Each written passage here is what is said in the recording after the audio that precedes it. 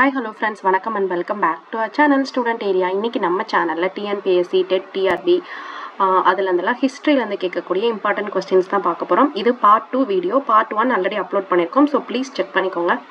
வாங்க வீடியோக்குள்ளே போயிடலாம். அரபு மொழியில் எழுதப்பட்ட முதல் உலக இஸ்லாமிய வரலாற்று நூல் தபகத்-இ-நஸ்ரி. அஞ்சல் முறையை அறிமுகப்படுத்திய டெல்லி சுல்தான் அலாவுதீன் ஹில்ஜி. அடையாள நாணயங்களை அறிமுகப்படுத்தியவர் முகமது பின் துக்ளக். செங்கோட்டை அப்படின்னு அழைக்கப்படுறது லால் குயிலா. டெல்லியில உள்ள மிகப்பெரிய ஜும்மா மசூதி ஷாஜகானால கட்டப்பட்டிருக்கு. விஜயநகரம் அப்படிங்கிறதோட பொருள் வெற்றியின் நகரம்னு சொல்லப்படுது.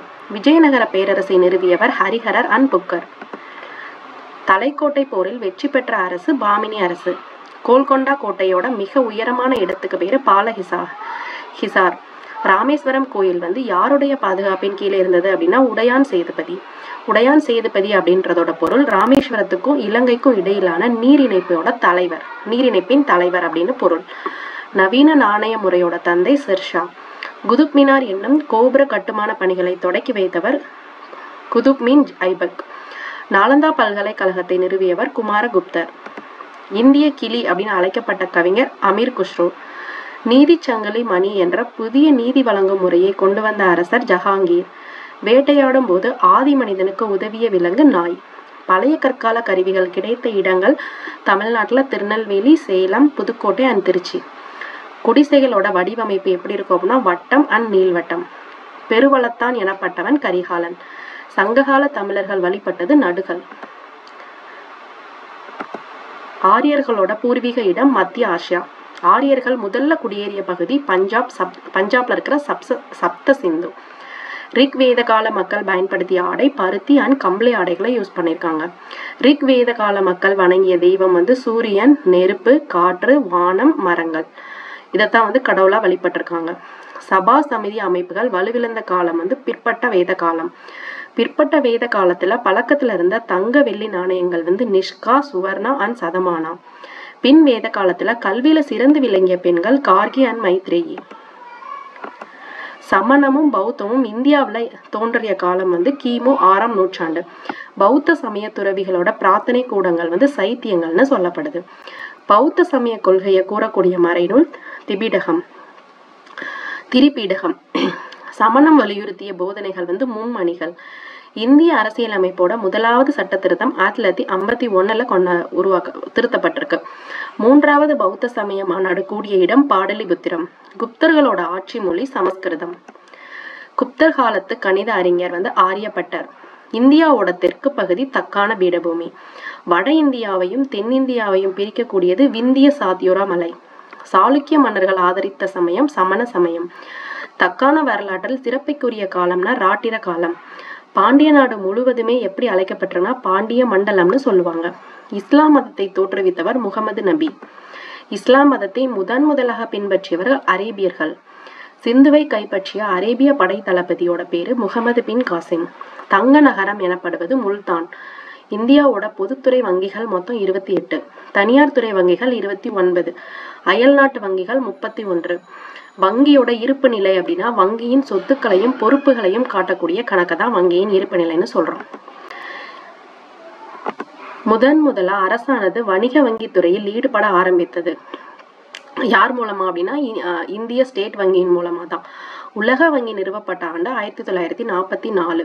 ஆசிய நாடுகளின் பொருளாதார வளர்ச்சிக்கு துணை புரியும் வங்கி ஆசிய வளர்ச்சி வங்கி. பன்னாட்டு கோகோ ஒப்பந்தம் நடைமுறைக்கு வந்த ஆண்டு 1973. கச்சா எண்ணெய் உற்பத்தி செய்யும் நாடுகள் ஒபெக் நாடுகள். அரசின் முக்கிய வருவாய் என்ன அப்படின்னா வரி வருவாய் தான். இந்தியாவில் 2 வகையான கடன்கள் இருக்கு. ஒன்று மிதக்கும் கடன்கள், இன்னொன்று நிலையான கடன். மிதக்கும் கடன்ல என்ன இருக்கு அப்படின்னா கருவூல உண்டியல்கள், சிறப்பு மிதக்கும் நிதி, கருவூல வைப்பு ரசீதுகள். நிலையான கடன்ல என்னென்ன இருக்குன்னா உடனடி கடன் இருக்கும், ஈடு செய்யும் பத்திரங்கள், பரிசு பத்திரங்கள், 15 வருஷ சர்டிபிகேட் சான்றிதழ்கள் இருக்கும். வெளிநாட்டு கடன்களை இந்தியா 3 விதமா பிரிக்குது. ஒன்று தொழில்நுட்ப உதவி, கடன்கள் அண்ட் மானியங்கள்னு. விகித வரி விதிப்பு முறை அப்படின்னா எல்லாருக்கும் ஒரே விதத்துல வரி இருக்கும்.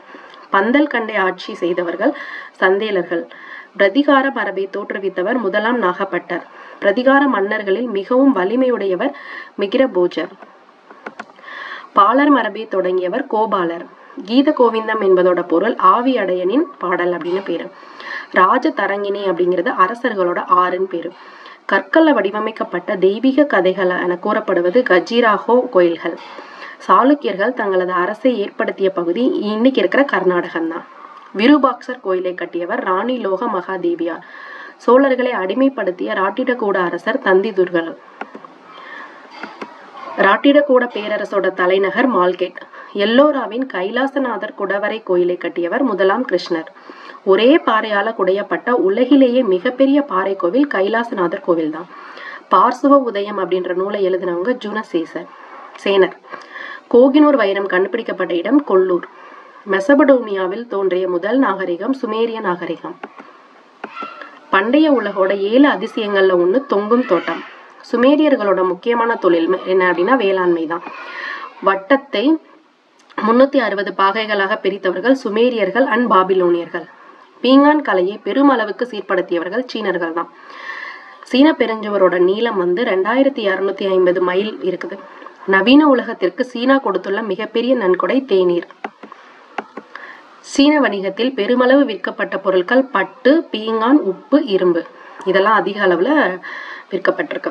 கிரேக்கத்துல மிகவும் புகழ்பெற்ற தத்துவ அறிஞர் பிளாட்டோ, அரிஸ்டாட்டில் அண்ட் சாக்ரடிஸ். கிரேக்கம் அப்படிங்கிறது ஒரு தீபகற்பம். பண்டைய கிரேக்கத்தின் 2 பெரும் காப்பியங்கள் இலியட் அண்ட் ஒடிசி. வரலாற்றோட தந்தை பிளாட்டோ. ரோமானிய வரலாற்றை எழுதியவர் லிவி. கரப்பா கண்டுபிடிக்கப்பட்ட ஆண்டு 1921. கடைசியா கண்டுபிடிக்கப்பட்ட சிந்து சமவெளி நாகரிகம் தோலாவீரா. குறுநில மன்னர்களை பற்றி கூறுவது ஆர்நாட்டார் மலை கல்வெட்டு. சேர மன்னர்களை பற்றி கூறுவது திருக்கோவிலூர் கல்வெட்டு. சென்னை மாகாணம் தமிழ்நாடுன்னு பெயர் மாற்றப்பட்டது 1967.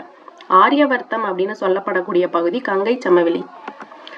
சிந்துவோட மறைந்து போன 7வது கிளை நதிக்கு பேர் தான் சரஸ்வதி. வரலாற்றுக்கு முந்தைய காலத்தை பற்றிய அறிய உதவக்கூடிய அறிவியல் முறை ரேடியோ கார்பன் முறை. குவார்சைட் மக்கள் என அழைக்கப்படுபவர் பழைய கற்கால மக்கள். போரில் ஈடுபட்டு வீரமரணம் அடைந்தவர்கள் நினைவாக வைக்கப்படுவதற்கு பேர் தான் நடுக்கல். இந்து சமய மார்ட்டின் லூதர் தயானந்த சரஸ்வதி. பெண் சிசு கொலையை ஒழித்தவர் வில்லியம் பெண்டிங் பிரபு. அவ்வளோதான் ஃப்ரெண்ட்ஸ். இது தவிர அடிஷ்னல் இன்ஃபர்மேஷனை இன்னொரு வீடியோவா பார்ட் 3 பார்க்கலாம். அண்ட் அதுக்கு முன்னாடி நம்மளோட சேனல் சப்ஸ்கிரைப் பண்ணிட்டு பக்கத்தில் இருக்கிற பெல் ஐக்கான் கிளிக் பண்ணிக்கோங்க. தேங்க்யூ ஃபார் வாட்சிங் திஸ் வீடியோ. பை.